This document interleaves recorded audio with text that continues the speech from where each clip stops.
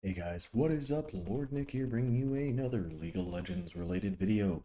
And in this video, guys, we are going to be talking about preseason and the giant misconception that the meta shift is kind of causing people. A lot of folks right now are arguing that we have entered the tank meta, and so tanks are overpowered and tanks are the problem. And there's a lot of issues with the idea that, everybody's just playing tanks. So there's a couple of big things I wanted to highlight here. Um, and one of the first things I wanted to highlight with why I think this is completely a misconception is statistically, you just have to look at how the game state is. Right now, based off of popularity, which is what the graphs here in front of on my screen here are, if you look at the top 10 champions, not a single one of them is a tank. If you look at the top 15 champions, not a single one of them is a tank. If you look at the top 20, not a single one of them is a tank. If you look at the top, I don't know, 30, not a single one of them is a tank. Arguably, you got Thresh, but like, not really a true tank. 30 champions deep, not a single tank in there. Our first tank is Cassante, unless you consider Set a tank, but he's actually a bruiser. So the first tank we have, the first real tank we have, is a tank who turns himself into a bruiser at 34. The next legitimate tank is going to be Udyr at rank 37. Now, mind you, Udyr's most popular build is one-shot Udyr, so he's not even going tank Udyr right now. He's just running around one-shotting people. You can argue Darius is somewhat of a tank. Same thing with Kayn. These are all bruisers. Our first real quote-unquote tanks are going to be potentially Blitzcrank and Swain, but to my knowledge, Blitzcrank is the only one of the two of them that goes pure tank out of them. Right? Thresh goes somewhere between a tank and an enchanter, and Blitz. So let's round it up, right? Let's say we have 4 tanks in the top 45. 4 out of 45 are tanks. Our tank displacement doesn't really even happen that much more in the top 60. You add another 3 to that list if you include Warwick because he builds tank items right now. 60. In the top 60, we have 70 tanks. So, I mean, the argument that tanks are overpowered just isn't supported by the popularity of tanks. Well, they're overpowered, but nobody wants to play them. Okay, well, okay, maybe that's an argument to make, right? Let's go to win rate stats then. Let's go off of who's the most highest win rate stats in the game right now.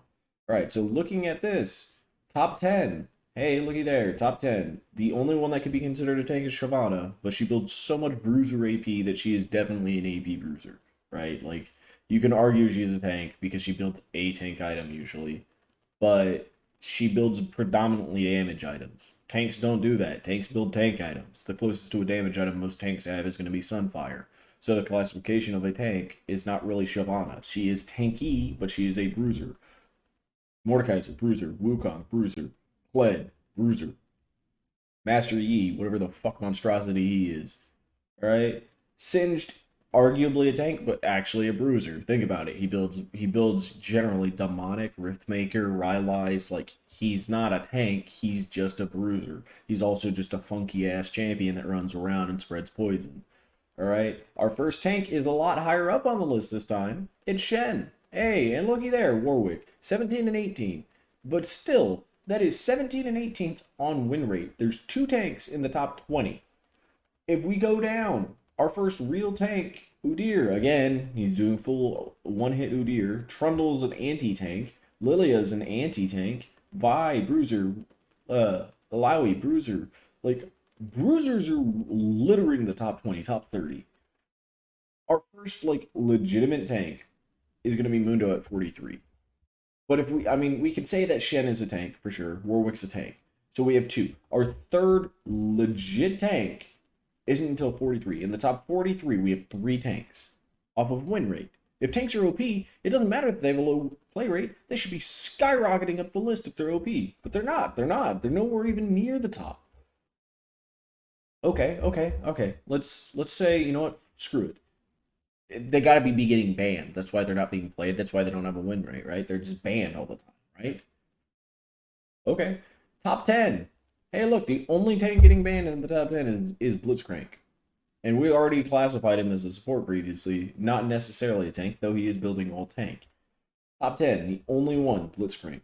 All of these are bruisers and supports. Oh wow, looky there. Go into the jungle. Looky there. Only one in the top 20 now, outside of the Blitzcrank, is Cassante. Like we said, Udyr's getting banned because of his one-shot build. He's not necessarily being played for being a tank. He's being played because you can go Q max with a stupid build and just one-shot somebody. Cassante is our first tank in the top 20. One tank other than Blitzcrank. Okay, we'll say two. 2 out of 20. If we go into the top 30, you have Nautilus in here, you have Rammus in here. This is where tanks are starting to pop up. Rammus isn't played. Rammus isn't very good right now. This is just people that have a hate for Rammus, apparently. Because Rammus is considered one of the weakest tanks in the game right now with the new patch.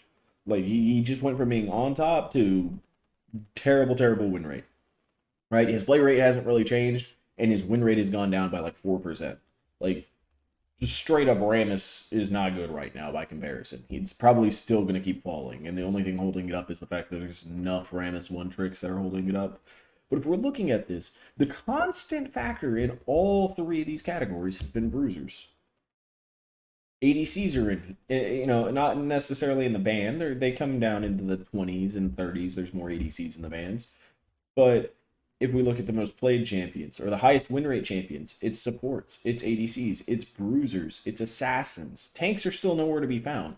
If we go back to the most played, it's ADCs, it's bruisers, it's assassins, some supports, it's tanks, nowhere to be found. So if we go to items then, right, maybe that will reflect something here. Statistically speaking on items, ADC item is number 1, mage item is number 2, ADC item is number 3, bruiser item is number 4, ADC item number 5, fucking anti-tank mage item number 6, assassin item number 7, first tank item is Jack Show at number 8. This is based off of popularity pick, by the way. The most played item by far is Kraken Slayer. It's almost 4% above the first most played tank item, which is Jack Show. Which Jack Show is the most universally broken of the tank items, but it's not even broken, it's just the best tank item hands down, because the other items just don't add enough value for tanks. You have Heartsteel. People argue Heartsteel is insane because it's permanent health scaling. Tanks can't abuse this. They're not hypermobile. They can't constantly proc things. If tanks are getting 3 to 4 procs on every fucking fight, one, your team is positioning god awfully, or your team has no range, in which then the tank should just slaughter your team anyways, right? The exception being is if like Neela is your ADC, so she has to get close. But even then, like the tank shouldn't instantly get a proc off on Neela. So like tanks aren't abusing Heartsteel very well, exception with the ones that love health scaling, like Mundos, Scions, Cho'Gaths, Warrens, and Shen. Some of these champions don't even use it every game because it's just not, it's situationally very good on them. It's not always just permanently good on them. So when you look at it, it also has an inflated play rate, so its win rate's going to be way lower. So if we did it on just the champions that were playing it, it probably has like a 52 to 54% win rate. And yeah, that's pretty high, but that's 4 champions that really can abuse this item very well. The rest of them really can't. It's a very niche mythic item for the most part. The rest of them might go it, but it's not like optimal. There's so many people that I have played against that have just spammed Heartsteel as their only item, and I demolish them because it's just such a terrible build path. Jack Show, on the other hand, is much more abusable by many more champions, bruisers included, juggernauts included. This item is just good. It statistically is very, very strong. One of the nerfs I saw somebody propose for it is you take away its base stats and make its scaling stats or its double up stats better for tanks, right? You do, instead of doing 15% bonus resistances from its active ability, or 10 right now that it's at, you should double it to 20 and reduce the number of actual stats it gives and move those down to like 20 and make it like a slight bit cheaper, but not so much cheaper that it still becomes affordable and good, right? Make it so that its overall resistances is lower. Make it so that its base stats are lower, so bruisers can't do it. Bruisers care more about base stats than anything. Bruisers do not care about the passive nearly as much. The exception being like Diana, but that's because Diana's base stats are insane and she just needs nerfed in general. But we're looking at this list, guys. Like, just overall, there's nothing that indicates this is a tank meta. Yeah, tanks got new items. Yes, tanks became tanks again. Oh no, I can't one-shot a tank. Oh, my life is over as an ADC. No, dudes. Literally, you're going back to having to play the role the way you're supposed to be. But the problem is because the way you have to play it now relies on your team not being absolute monkeys. Yeah, it feels worse that you actually have to rely on teammates and you can't just one shot and carry through. Yeah, we're out of the meta where there's just brain dead whoever snowballs wins in terms of just like being one shot snowball is what I mean by it. You still win if you snowball, I guess, but like it's less easy to get that snowball unless you're just playing badly, right? Like if you are playing badly, your opponent can snowball super easily. And that should be how it's done. Before, it wasn't necessarily you played badly. Sometimes you could be playing the perfect position, but there's no counterplay because you just get one shot anyways. Now there's legitimate counterplay, and it requires you to play properly. It requires your teammates to play properly. But like you can only control you, so you have to get better at it. And yeah, it's gonna suck for a little bit while everybody's adjusting to this. But if we constantly just bitch about how these items are just overpowered, overtuned, this meta is broken, it's all about tanks, you're just proving that you don't understand the game. Like the strongest items are anti-tank items. Some of the weakest items are actually tank items. So where's the tank meta in this, right? Tanks aren't being picked. Tanks aren't winning as much. Tanks aren't banned at almost at all. And then tank items aren't doing very good. So please enlighten me on how this is a tank meta and how this is not an ADC and bruiser meta.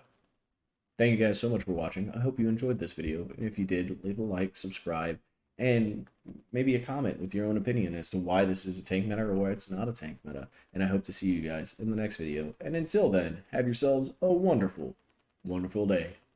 Bye, guys.